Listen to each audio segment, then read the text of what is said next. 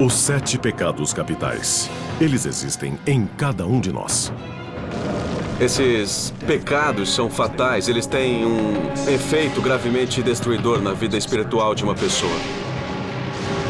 Luxúria, inveja, gula, preguiça, avareza, ira e soberba. De acordo com a teologia cristã, pecar é simplesmente pensar nesses pecados capitais. A Bíblia diz que o resultado do pecado é a morte. Cada um desses pecados tem uma história secreta, revelando como se tornaram capitais. Os 7 pecados capitais tiveram um enorme impacto na história, na sociedade e em nossas almas. Você não pode transgredir a lei moral de Deus sem que alguém pague um preço terrível por isso. E o mais mortal dos pecados, o que mata, é a ira. Os 7 pecados capitais são um importante conceito cristão.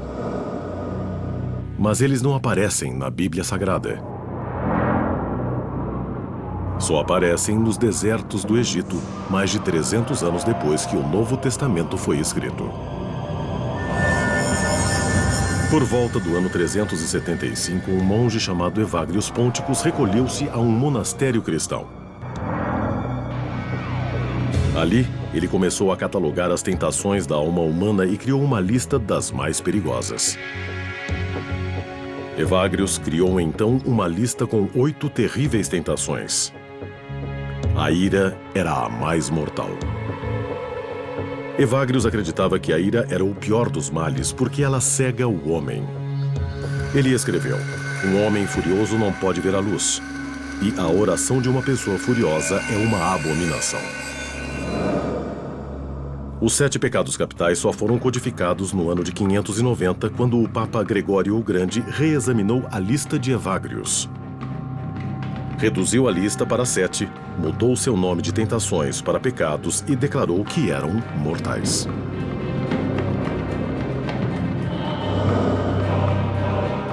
Para o Papa Gregório, a ira não era só mortal, mas custava caro para a alma. Ele escreveu: a ira é um luxo caro que só poucos homens de posse podem se permitir. A ira se define como desejo de vingança. A Bíblia descreve seus efeitos em várias passagens.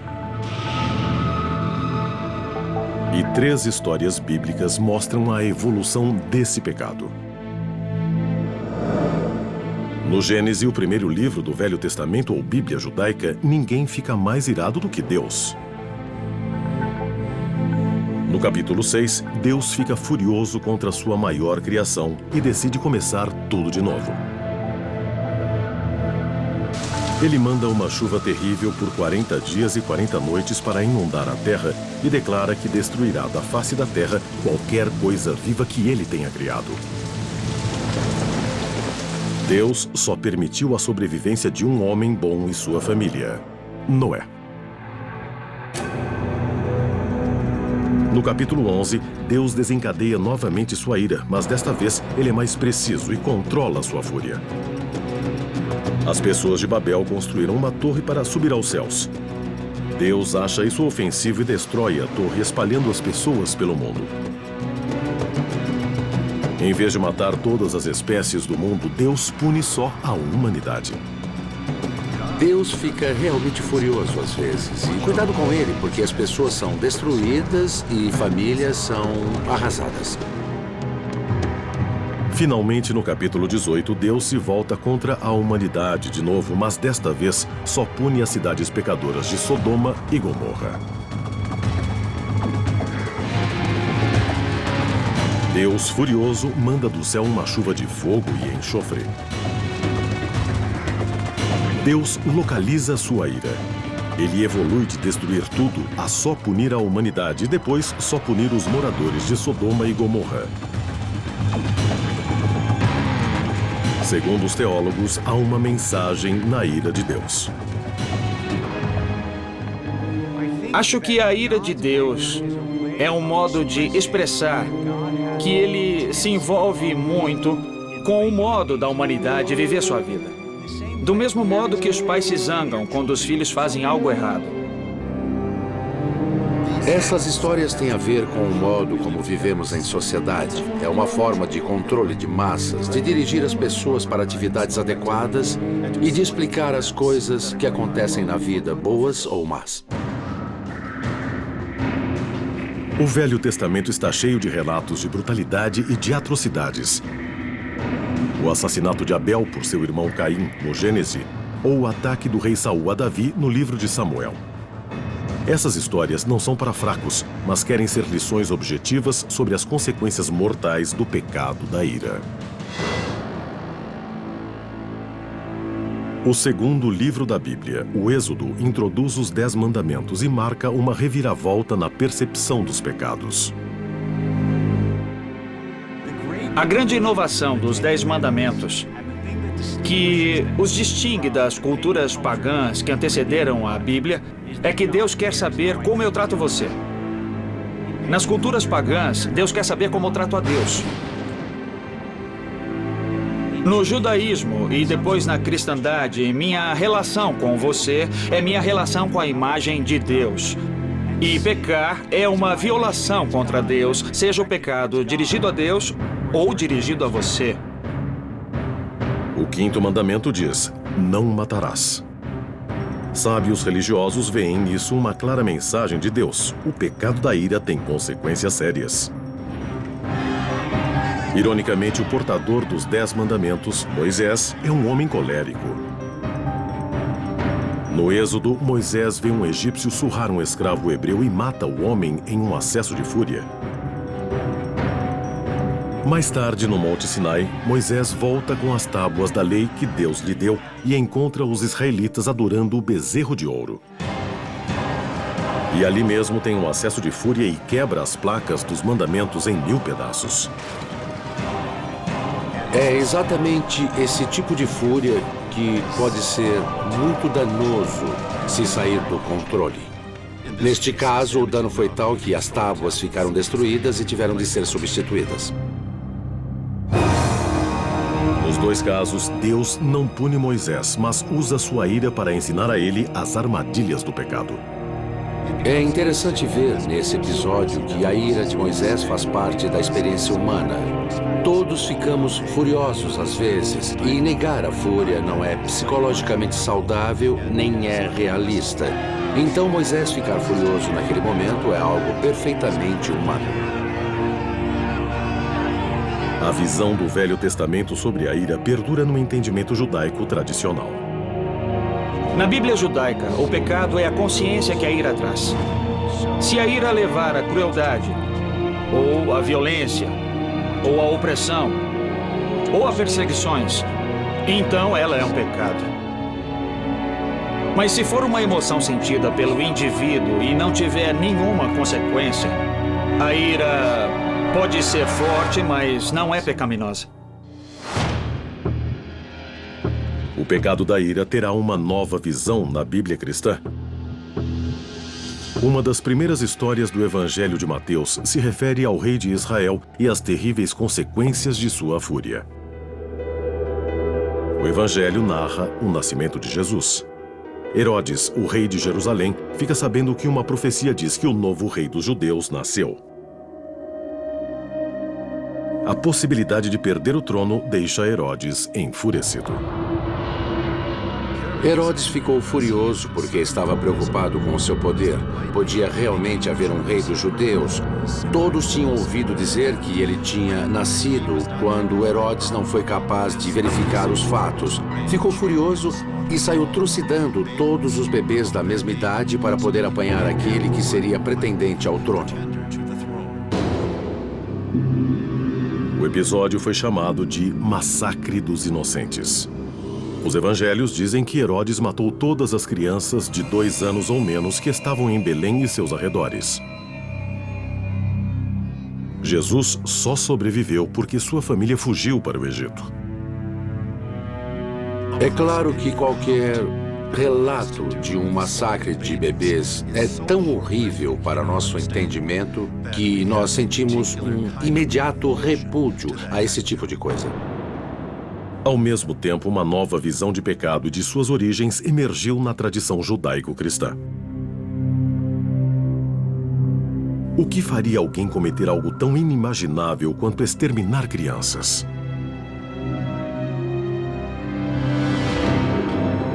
A resposta para os crentes é Satã. Satã era uma figura vaga e sombria, mas no Novo Testamento seu perfil evoluiu e ele se tornou uma força terrível, o grande tentador da humanidade, a fonte de todo o mal do mundo. Satã era uma figura menor no Velho Testamento. Já no Novo Testamento, ele é um demônio extraordinário. Satã se torna o pai da mentira e aquele que nos arrasta ao pecado. As maiores tentações de Satã são a ira e a vingança. E Satã encontra seu inimigo mortal, Jesus, que traz um novo mandamento sobre o pecado da ira.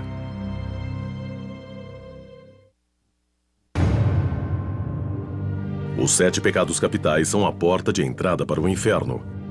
E o mais sangrento e violento dos pecados é a ira. No Velho Testamento, é Deus quem se enfurece quando diz, no livro do Deuteronômio, a vingança é minha. No Novo Testamento, a figura de Satã aparece como a encarnação do pecado, especialmente o da ira. O contraponto, a ira e Satã, veio de Jesus, que assumiu um enfoque radicalmente diferente para o pecado da ira. Jesus parece pegar os mandamentos, os 10 mandamentos, e aumentar sua intensidade. Por volta do ano 30, em seu Sermão da Montanha, Jesus encoraja seus seguidores a dar a outra face. É um conselho surpreendente, em especial para a sociedade judaica brutalmente reprimida pela ocupação romana. Ele dá às pessoas uma maneira de reagir com dignidade e amor próprio naquele contexto. Por isso, de Tolstói até Gandhi e a Martin Luther King, essas palavras foram profundamente motivadoras. São um modo das pessoas se expressarem com força e dignidade, sem recorrer à fúria e à violência.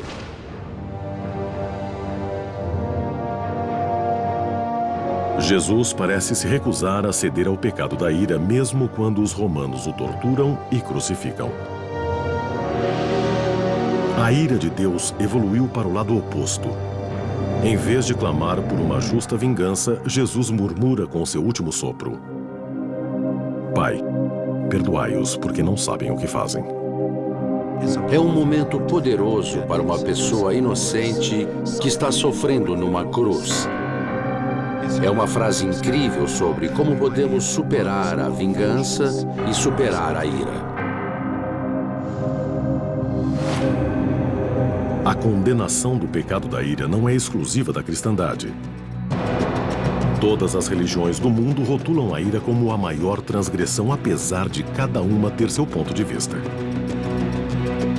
Os rabinos comparam a ira a uma chaleira de água fervente. Quando ela transborda, não se sabe para onde a água vai e nem quem ela vai queimar. Para o Islã, a ira é um pecado maior.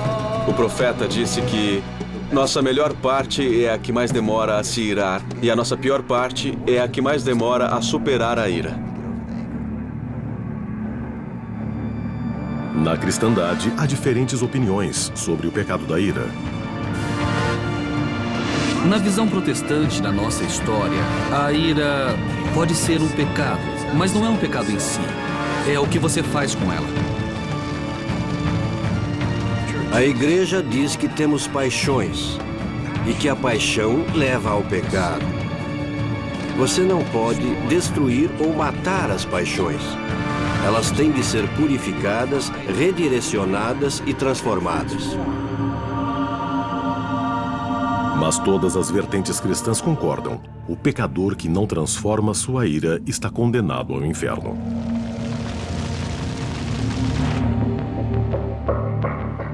O inferno acabou se tornando o contraponto do céu e a morada eterna dos pecadores.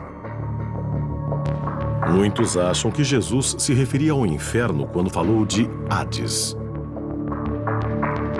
Mas no Novo Testamento, Jesus fala de um lugar de danação usando a palavra hebraica Gehenna.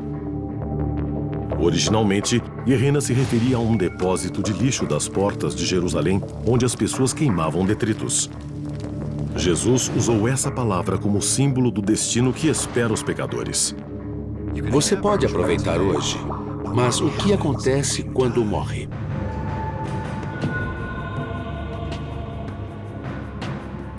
O conceito de inferno evoluiu como um poderoso símbolo de retribuição. Na verdade, cada religião desenvolveu seus meios para definir e explicar as funções do inferno. A visão protestante de inferno não é que Deus queima as pessoas porque está furioso, é algo mais triste. É que as pessoas caem em si mesmas para sempre.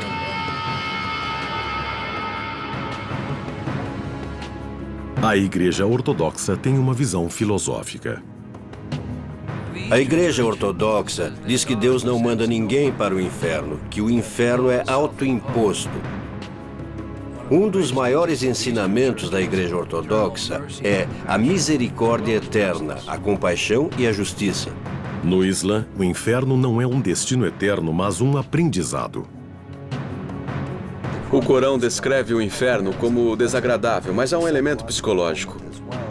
O inferno é uma oportunidade de superarmos nossas deficiências, de crescermos em caráter até que estejamos purificados e possamos, então, entrar no céu.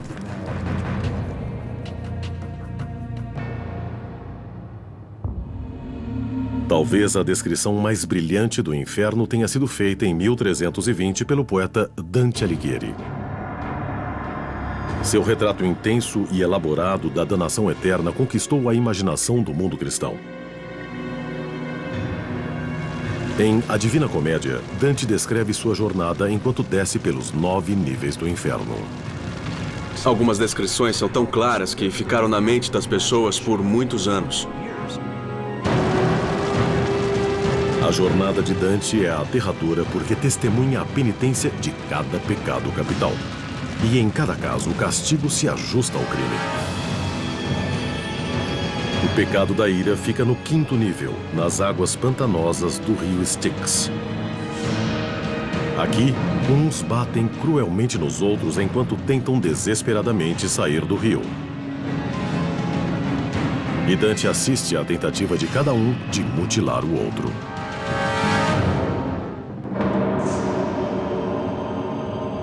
A visão do inferno de Dante guiou os cristãos durante séculos, apesar da maioria dos detalhes sair da mente do poeta e não das escrituras. A interpretação cristã do inferno evoluiria novamente quando os demonólogos medievais começaram a catalogar seus habitantes. Em 1589, o bispo alemão e caçador de bruxas Peter Binsfeld compilou uma hierarquia detalhada dos demônios. Ele acreditava que cada um dos 7 pecados estava associado a um diabo específico.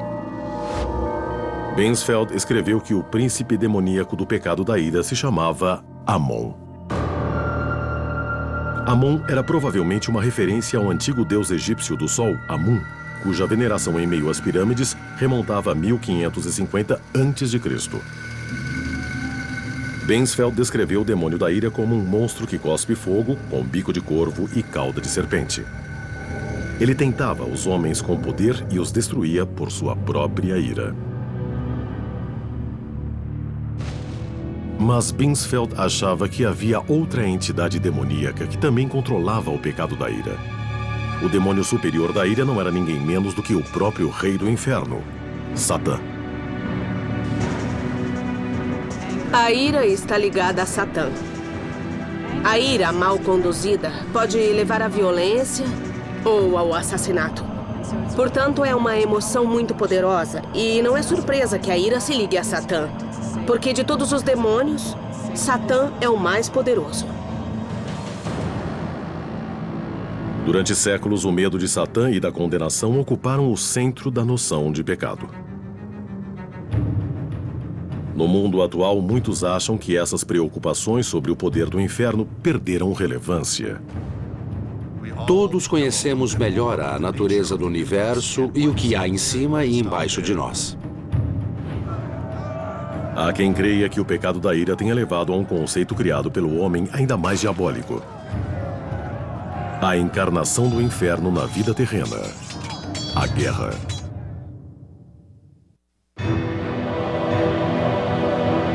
Os 7 pecados capitais não aparecem na Bíblia, mas a Igreja os desenvolveu para codificar um comportamento aceitável entre seus fiéis. O pecado da ira é o mais mortal, porque pode levar diretamente à violência, ao derramamento de sangue e à morte. O pecado da ira evoluiu na história das religiões, mas é parte das emoções humanas. A questão com a ira é: como pode uma emoção natural ser considerada pecado, mas a Bíblia diz que é um pecado grave? Para a humanidade, o resultado mais terrível do pecado da ira é, com toda certeza, a guerra.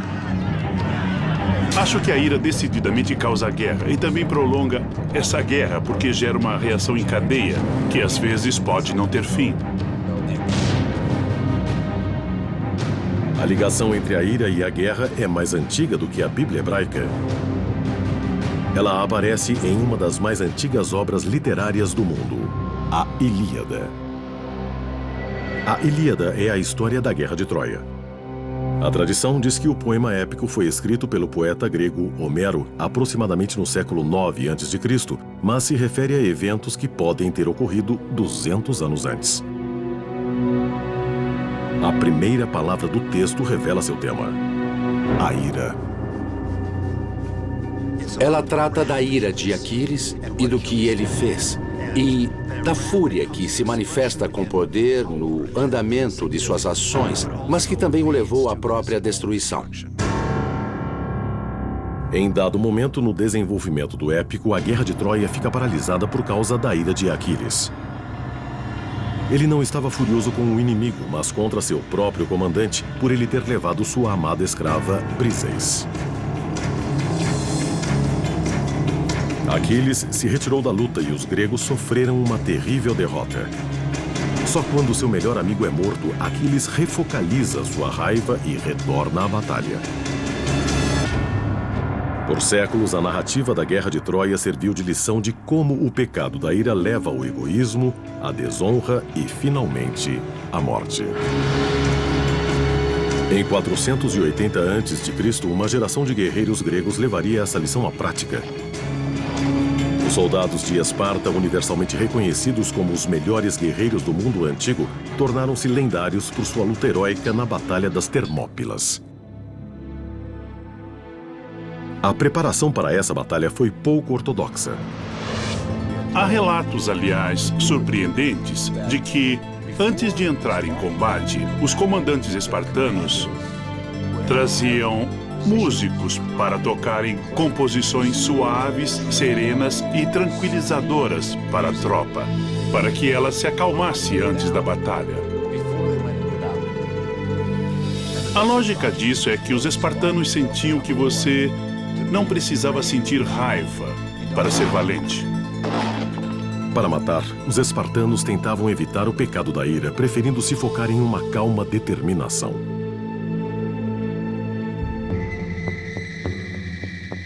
A evolução do pecado da ira continuaria depois que o cristianismo se tornou a religião dominante no Império Romano. Discutiu-se muito, nessa época, a relação entre o pecado da ira e a guerra. Alguns achavam que a guerra se justificava só para proteger inocentes. Outros diziam que esse sentimento levava sempre à guerra e que era contra a lei de Deus. A Bíblia não traz uma mensagem clara sobre isso. Mas a história traz inúmeros exemplos de guerras terríveis iniciadas por debates irados sobre divergências religiosas. Nunca faltaram justificativas para matar. Religiosos usaram argumentos religiosos, nacionalistas usaram argumentos nacionalistas. Hoje, a visão militar da ira é similar à espartana. O primeiro sargento William Bowditch já serviu por 3 períodos em combate. Quando nos preparamos para combate, nunca falamos do inimigo para nos animar como antes de um jogo de futebol. Eu nem penso no inimigo, eu penso nos meus fuzileiros. E sei que somos preparados. Eu sei. Não importa contra quem lutamos, não preciso achar que o inimigo é sub-humano. O sargento Bowdet nunca quer ver a ira dominar o campo de batalha. Já tive que apanhar as mãos de um fuzileiro meu que eu achei a 100 metros de onde ele morreu. E eu fiquei furioso? Fiquei muito, muitíssimo. Mas tratei de pensar em outra coisa. De pensar que eu tinha o meu trabalho. Pensar que o que passou, passou. Se você deixa a emoção assumir, quando você está em combate, está morto. Para tirar a raiva de cena em batalha, os fuzileiros são submetidos a muito estresse todos os dias, a começar do alistamento. Assim, aprendem a redirecionar suas emoções. Posso dizer sinceramente que cada vez que entrei em combate, eu nunca vi um fuzileiro americano perder a calma ou perder o controle. Eu nunca vi. Bowdet acredita que controlar a raiva dá a seus fuzileiros uma vantagem sobre tropas menos treinadas. Eu já vi rebeldes enlouquecerem. Saem correndo no fogo aberto, atiram, ficam furiosos e pensam que vão ser heróis. Mas não é assim porque acabam mortos. Há milhares de anos, os homens discutem se matar no campo de batalha é uma manifestação do pecado da ira. Para Bowdet, a questão não cabe. Cada vez que entrei em combate, todas as vezes sempre pensei que estava fazendo a coisa certa. Podem pensar que é assassinato, mas não é. Segundo os sábios religiosos, há aí um elemento-chave. Para um soldado, não se trata de assassinato, porque ele não tem intenção pessoal contra o inimigo. Não vai ganhar nada com isso. Mas há assassinato quando há ódio pessoal, quando odeio a pessoa e por isso tiro a vida dela. O pecado da ira pode ter pouco a ver com a justificativa da guerra. Mas e quando a ira irrompe e resulta em homicídio? Estranhamente, tanto advogados quanto neurologistas concordam que, às vezes, o assassinato pode ser perdoado.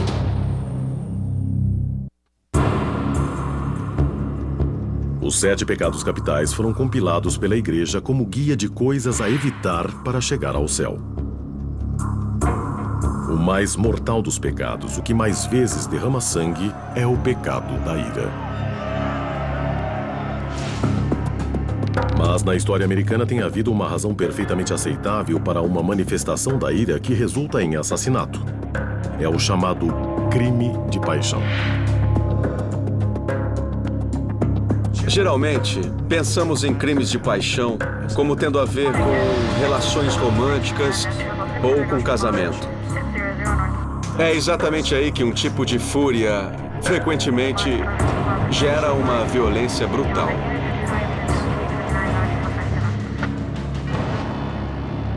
Foi em 1859, em Washington, D.C., que o crime de paixão apareceu na consciência pública americana através de um rico e respeitado membro do Congresso, Daniel Sickles.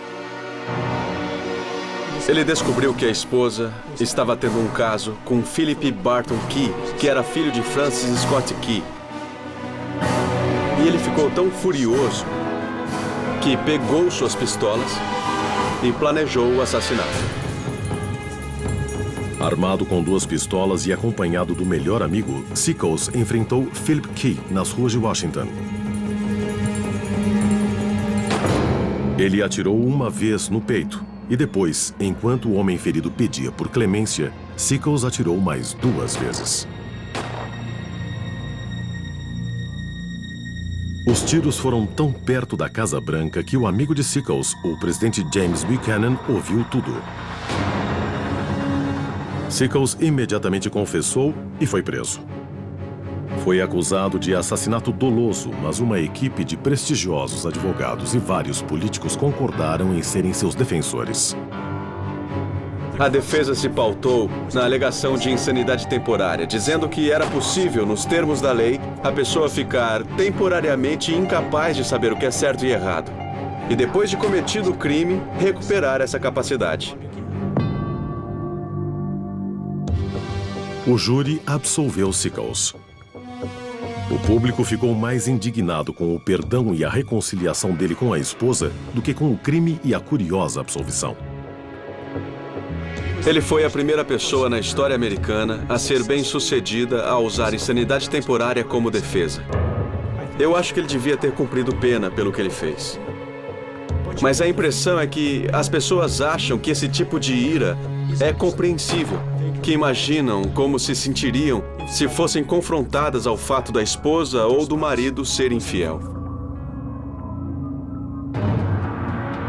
Os pecados de Sickles teriam efeito sobre a lei americana no longo prazo. No Texas, durante muito tempo, foi lei. Se você pegasse sua mulher ou seu marido fazendo sexo com outra pessoa, você tinha o direito de matar essa outra pessoa. O conceito era de que você tinha justificativa para ficar furioso, tão cego de raiva, que qualquer pessoa mataria nessa circunstância.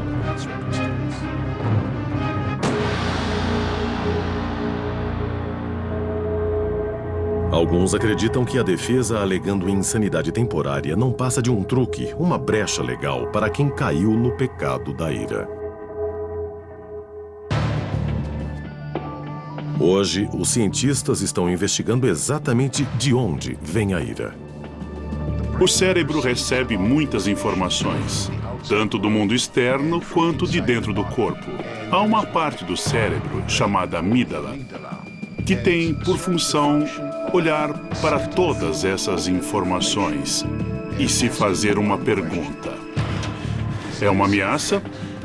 É algo com que devo me preocupar? O Dr. Ruben Gur colocou na amígdala cerebelosa a responsabilidade pela instigação da ira. Essa parte do cérebro pode rapidamente dominar o restante com fúria incontrolável. Quando há percepção de perigo, o corpo reage em cascata, aumentando os batimentos cardíacos, a pressão sanguínea, a transpiração. Seu corpo se prepara para lutar ou fugir. A amígdala é uma parte primitiva do cérebro. Ela existe porque o cérebro humano é feito de camadas que se sobrepuseram às anteriores em milhões de anos de evolução. Todos os cérebros mais velhos ainda vivem plenamente dentro de nosso cérebro. Então, parte de nós pensa como cachorro, outra parte pensa como um crocodilo e outra parte pensa como um macaco. A amígdala cerebelosa cria uma reação imediata à ameaça, lutar ou fugir. Mas os seres humanos desenvolveram outra parte do cérebro, os lobos frontais. A área que se vê aqui na frente é a região orbital frontal, ou lobo frontal. E essa região do cérebro funciona como freio da amígdala. Nós podemos dizer que a amígdala, nesse caso, é o motor da reação à ameaça. E o lobo frontal é o freio. Se o Dr. Gur estiver certo, a pessoa que foi dominada pelo pecado da ira fica temporariamente insana até que sua amígdala cerebelosa seja controlada. Caso em foco: o assassinato de Betty Dodge, em 2003, por seu filho, James Essig. Na época do crime, Essig, um adulto com problemas mentais, tinha se mudado para a casa da mãe. Sua relação se deteriorou tanto que a mãe pediu que o filho se fosse. Aquilo o fez entrar em pânico. Ele pegou uma escultura que havia na sala e quebrou a escultura na cabeça da mãe e ficou batendo, sem parar, até ela morrer. Depois saiu, atravessou a rua e se entregou à polícia. Durante o julgamento, o Dr. Gur foi contratado como perito para avaliar a capacidade mental do réu. Após fazer um levantamento neurológico completo do cérebro de Essek, ele viu que faltavam quase 40% dos tecidos do lobo frontal. Então, enquanto a amígdala dizia, estou em perigo, estou furioso, ataque, não havia tecido suficiente no lobo frontal para dizer, tenha calma, há outros meios de lidar com isso, não ataque o que você pensa ser a fonte de seu medo. O júri concordou com o depoimento de Dr. Gurr e decidiu que James Essek era inocente por motivo de insanidade. Ele foi mandado a um hospital psiquiátrico. Alguns acham que James Essek foi incapaz de controlar sua tendência à ira. O órgão da mente que controla nosso comportamento é o cérebro, e o dele está danificado. Mas mesmo que um acesso de fúria resulte em prisão ou em hospital psiquiátrico, o mal está feito. Não haverá um meio de tratar a fúria humana antes de se chegar a esse ponto crítico.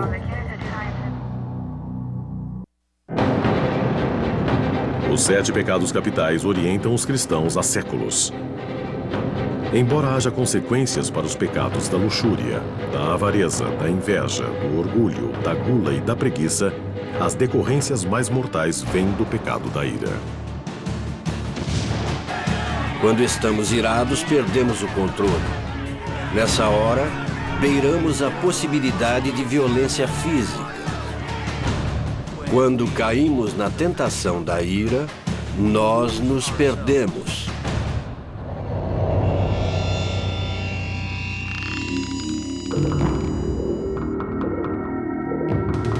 Mas parte da tentação da ira é que, ironicamente, ela dá muita satisfação. Ela pode levar a pessoa à euforia, principalmente homens. Muitas vezes é gostoso sentir raiva. E apesar de séculos de tentativas de controlar o pecado da ira, ela está hoje por toda parte. Eu gostaria de pensar que a fé ajuda a controlar a violência e a ira. Mas os Estados Unidos têm a taxa mais alta de frequência a igrejas e de fé em Deus do mundo desenvolvido. E tem, de longe, a mais alta taxa de homicídios.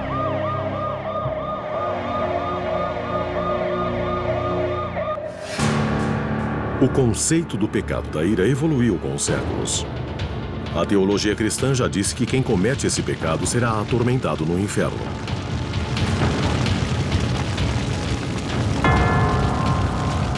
Mas alguns pecadores já são atormentados nesta vida. Eu estava em uma relação que não ia muito bem e eu não sabia o que fazer, então saí, comprei 5 litros de gasolina, quebrei a janela em plena luz do dia, moro em um condomínio de apartamentos, enchi o carro de gasolina e o carro explodiu no estacionamento do subsolo. Tiveram que evacuar todo o lugar e eu podia ter matado centenas de pessoas. Eu fiquei muito louco. Eu bati nele. Eu bati tanto que o juiz acabou me condenando a 5 anos de prisão. Esses homens não lidam com sua fúria com a confissão ou o arrependimento, mas com tratamento psicológico. O pecado da ira está tão disseminado na sociedade que o conceito de terapia de controle da raiva se tornou corrente. Anutsa Belíssimo é uma especialista que tratou milhares de pessoas com problemas dessa natureza. Nós já sabemos que a raiva na sociedade de hoje é um problema sério. É só ver uma estatística simples. São 1.800 agressões registradas por semana na América. A raiva é um problema.